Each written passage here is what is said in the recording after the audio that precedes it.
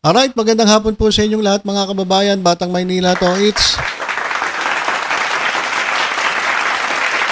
Sa January 31 mga kababayan, merong dalawang rally, malaki ang rally, nagaganapin dyan po sa along EDSA mga kababayan. Actually, dalawa po ang venue. Yung isa po, ito pong sa ating screen ay sa People Power Monument EDSA.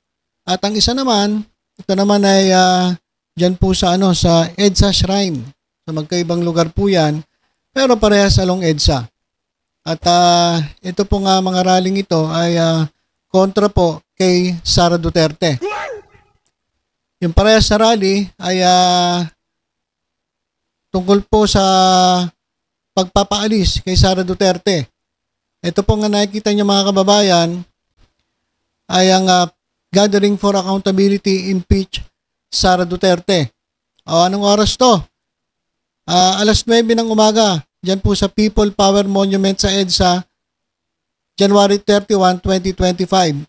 Kung available po kayo mga kababayan at kayo sumusuporta sa pag-impeach kay Sara Duterte, ay pumunta po kayo dyan sa People Power Monument. Magsuot po kayo ng white t-shirt at peach ribbon. Yan mga kababayan.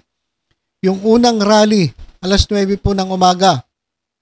At kung may oras pa po kayo, tuloy-tuloy na, dire-diretso nyo na at pumunta kayo dyan naman po sa EDSA Shrine, January 31 din, mga kababayan, 2025. Ito naman po ay alas 2 hanggang alas 8 po ng gabi. Ito naman po ang Boses ng Pilipino, Konsyerto ng Bayan. Ang organizer po nito ay Clergy and Citizens for Good Governance. Ang panawagan nila ay Marcos Duterte Managot. Yung isa mga kababayan, yung nauna ay impeach Sara lang. So kontra ito kay Sara Duterte. Pero ito namang hapon, alas 2 hanggang alas 8 ng gabi, ay kontra naman po kay Duterte pa rin, Sara Duterte o Sara alis dyan. At kontra din kay Marcos. Ito naman ay panawagan dahil nga po itong budget, 2025 budget ay nababalot po ng kontrobersya, nababalot po ng anomalya. Kaya sabi po rito, Marcos budget pahirap. Ito raw ang pinakakurap na budget sa kasaysayan ng Pilipinas. Kaya ito po'y panawagan para po pagpanagutin si Marcos at pagpanagutin si Sara Duterte. So maghapon po yan mga kababayan. Kung di naman kayo busy at wala kayong ginagawa, pumunta po kayo dyan sa EDSA. Sa umaga po, muli sa umaga, ito pong impeach Sara Duterte. Magsuot po ng white t-shirt at peach ribbon. At sa hapon naman po, alas 2 hanggang gabi na, mga kababayan, may concert din po. Itong rallying ito na nananawagan na managot si Marcos at si Duterte. So ayan mga kababayan, January 31. At alam nyo ba, ito mga kababayan, meron akong narinig na dahil nga po iniimbestigahan na ng TRICOM at sa pangunguna ni Dan Fernandez, yung mga vloggers na nanira diyan sa Quadcom, mga naninira sa miyembro ng Quadcom at nagbabahagi po ng fake news diyan po sa social media. Ito mga kababayan, meron ako nabalitaan na hinahunting na po. Hinahunting na yung mga vloggers na naninira po sa Quadcom. Alam naman natin kung sino-sino yung mga yan eh. Meron na pong mga tumatawag sa ating mga kasama at tinatanong na po isa-isa kung sino-sino ba ang mga sangkot sa pagkalat ng mga fake news, mga maling impormasyon tungkol dyan po sa mga miyembro ng Quadcom. Kasi kung babalikan natin, ang mga naging biktima dyan si Benny Abante. Sapagkat kumalat po sa social media yung kanyang mga ari-arian na mga mamahaling sasakyan, mamahaling relo, mamahaling brief. Walang iya. Lahat na lang mga kababayan. Ginagawa nilang butas para lang masiraan itong ilang miyembro ng Quadcom. Maging si Stella Kimbo, di ba? Dahil nga kini-question nila itong budget ng Vice Presidente Sara Duterte, naging target na rin ng mga fake news. Ganito lang naman yan mga kababayan eh. Kung sa tingin ninyo, yung mga kanilang mga pag-aari, yung kanilang mga suot na mamahaling damit, mga mamahaling alas, mamahaling sasakyan. Kung sa tingin ninyo, yan ay ninakaw sa kaban ng bayan, di, ang gawin ninyo, sampahan nyo ng kaso. Diba, pwede naman sampahan yan eh. Diba? Kasi ang pagnanakaw po sa kaban ng bayan ay isa pong krimen.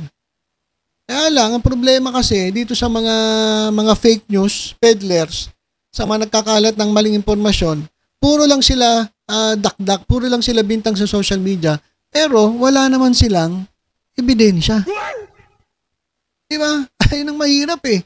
Puro ka dakdak, puro ka, puro speculation. Pero wala ka namang ebidensya. Ano ebidensya mo na galing yan sa kaban ng bayan? Kasi kung meron kayo ebidensya, kung meron kayo resibo na magpapatunay na ninakaw nila yan sa kaban ng bayan, pwede nyo silang kasuhan. Kaso problema, wala eh. Puro wento eh. Puro wento, walang wenta.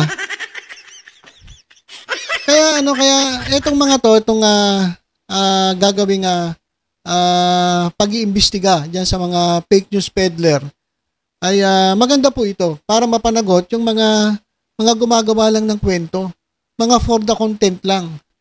Kaya alam nyo kung sino kayo. Yung mga DDS dyan, mga DDS lang naman ang gumagawa ng mga fake news na yan eh. O, alam nyo kung sino-sino kayo, o hinahunting na kayo, tinatanong na kayo kung sino-sino ba yung mga nanira sa Quadcom, mga naninira sa miyembro ng Quadcom. Kaya kita-kits lang doon.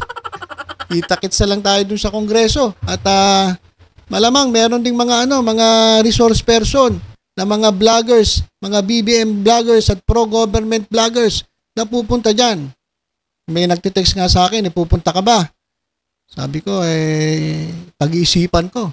Siguro pag pinadala na ako ng subpoena para umattend, siguro attend tayo. Pero pag wala naman at imbitasyon lang na wento-wento, verbal, wag na lang. Di ba?